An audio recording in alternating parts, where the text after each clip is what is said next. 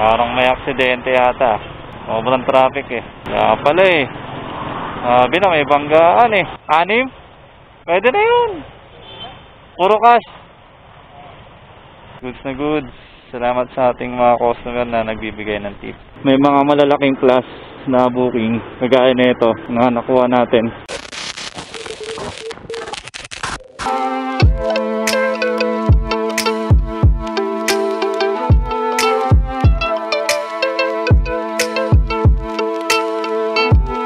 Okay, first booking natin mga paps, going Makati dito sa House of Yanono. Ito, na-pick up na natin.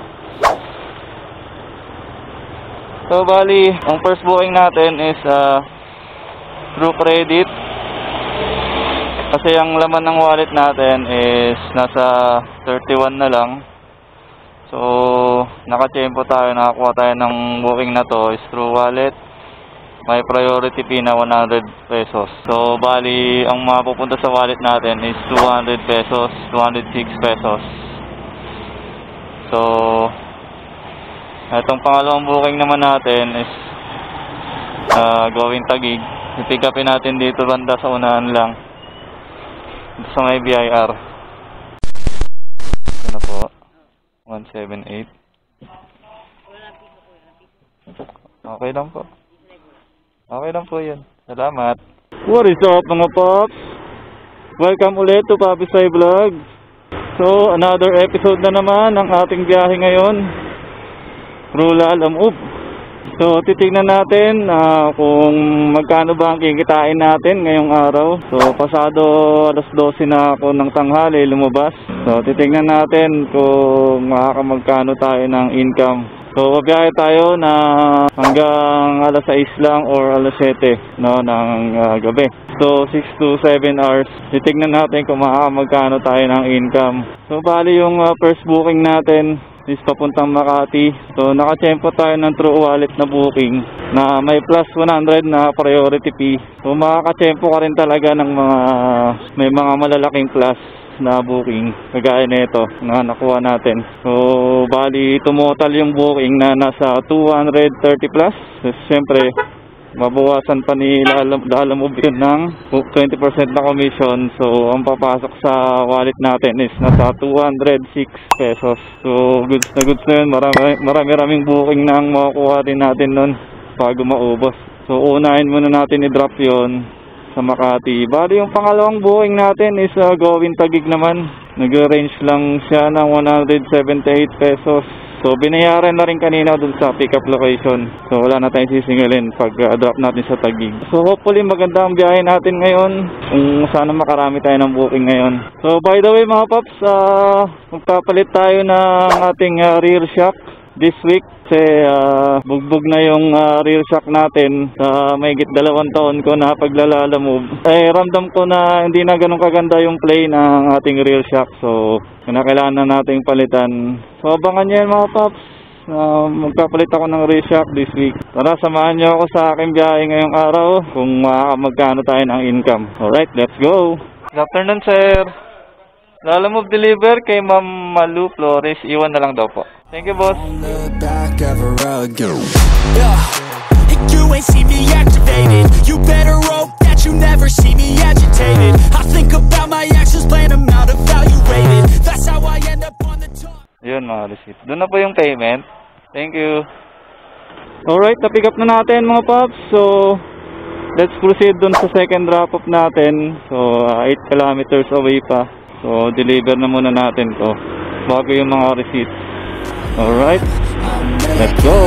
A new plan, rearranging my life and I won't look back ever again. You can't stop what's moving. You can't stop what's moving. Okay, Christian Joy Mendoza. Nandito na po ma'am, bigay ko na po. Thank you. Welcome po, sige po. Boom. Oh no! Paldo. Doon na pa yung bayad? Okay. Thank you. Alright, na-pick up na natin tong pang-apat natin na booking, which is yung mga pizza. So proceed naman tayo dun sa next drop-off natin. 3 kilometers away lang yung mga resibo kanina. So, time check to 24 na, nakaka-4 na booking pa lang tayo. So, hopefully, makarami pa tayo ngayon. Eto po. Thank you, boss. Okay, 107, ginawang 130. So, meron tayong 23 pesos na tip. Alright, goods na goods. Salamat sa ating mga customer na nagbibigay ng tip. So, malaking bagay sa atin yon, mga rider. Alright. Uy! Uy!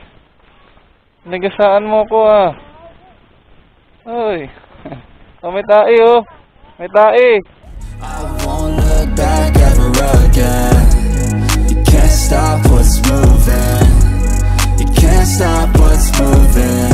I'm changing my life and I won't look. Alright, nakakuha tayo ng ating pang-5 booking papuntang Pasay.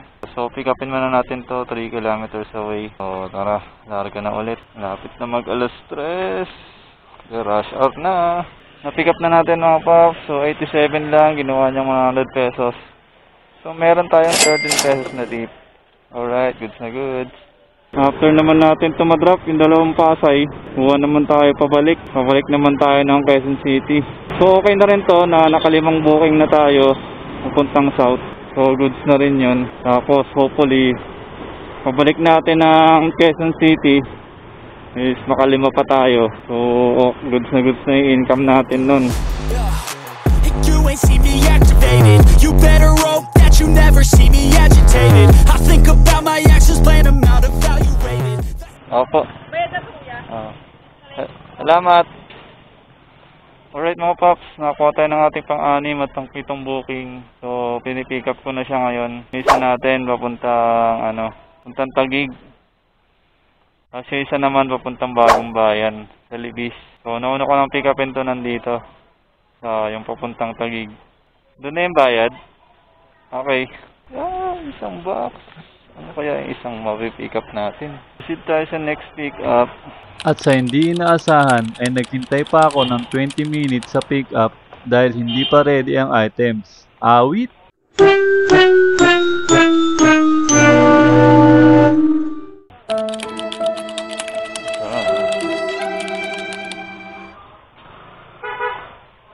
Sa wakas na pick up din. Sana binook nila kung naka-ready na yung item. Yung inugat pa yung rider sa pag-aantay. Well, anyway, pabalik na tayo ng Quezon City.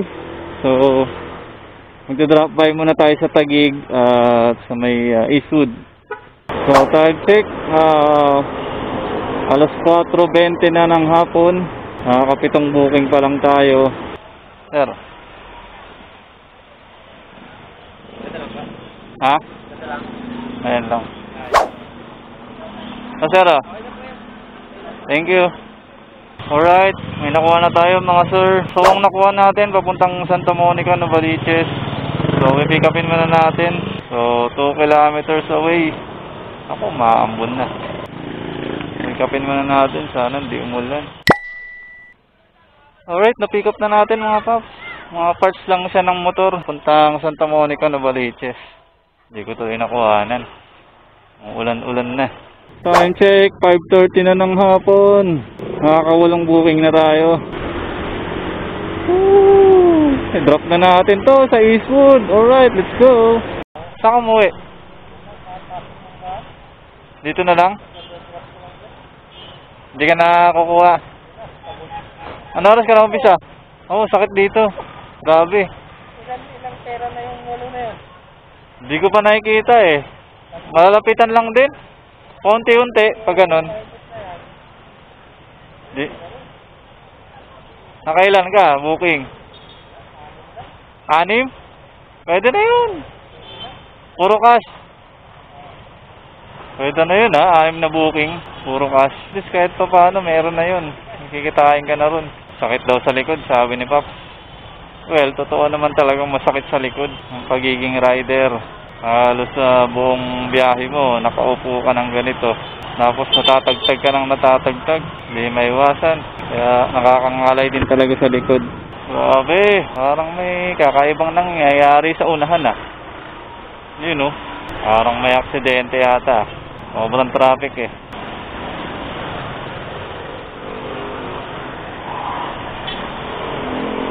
Good. pala eh. Sabi na may banggaan eh. Kaya nagkakaipitan.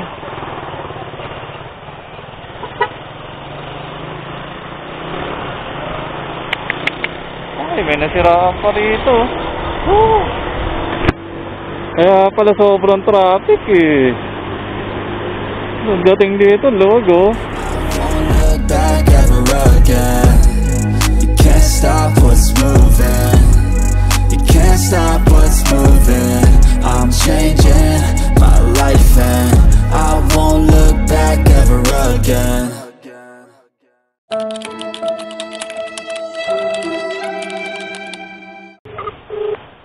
Hello? Where are you, madam? Okay. Mag-send you kami. What okay? What time now? Oh? Hello? Hello? Where are you guys? Please respond.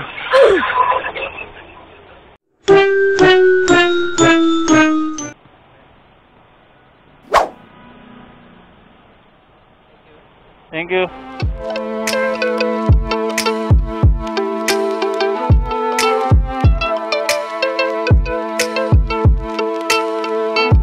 Ah. 150. Thank you ah. Okay na. Salamat. Alright mga pops, na-drop na rin natin yung ating last booking dito sa Santa Monica sa may Novaliches, Quezon City. So bali pa uwi na tayo. Naabot na tayo ng pasado alas 7. So nakawalong booking lang tayo for today. So ang income record natin sa Lalamove Apps is nasa 870 pesos sa walong booking. So ang isa dito is through credit, the rest na 7 booking is puro cash. So syempre maggagas pa tayo. Ang estimated income natin for today is nasa siguro more or less 700 kung hindi ako nagkakamali. Syempre may mga tip pa tayong natanggap, although hindi naman ganun kalaki yan mga tip natin, pero malaking tulong na rin yun. Alright, kung nakaabot ka man sa dulo ng aking video na to is maraming salamat sa iyo sa panonood. So sa mga hindi pa nakasubscribe sa ating channel, please like, share, and subscribe po mga paps. So abangan nyo yung pagpalit natin ng rear shock this week. Wala nang play yung rear shock natin. Talagang sobrang matagtag na. So gamit na gamit talaga sa paglalalamove. So hindi lang naman din ako na naglalalamove lang. So may mga long rides experience din ako, kaya sobrang gamit na gamit talaga yung motor ko. Tapos paminsan di pa maiwasan na malulubak ka talaga. Minsan makasishoot ka sa mga malalalim na butas. Minsan di mo nakikita. Talagang lalagutok yung shock mo eh. So ayun, abangan nyo mga paps yung pagpalit natin ng rear shock. Okay, maraming salamat po sa panonood. Maraming salamat din sa ating mga new subscribers, sa mga sumusubaybay po sa ating channel. Alright, hanggang dito lang muna mga paps. Ride safe po sa ating lahat. Ingat po tayo. God bless. Alright, peace out. Bye bye.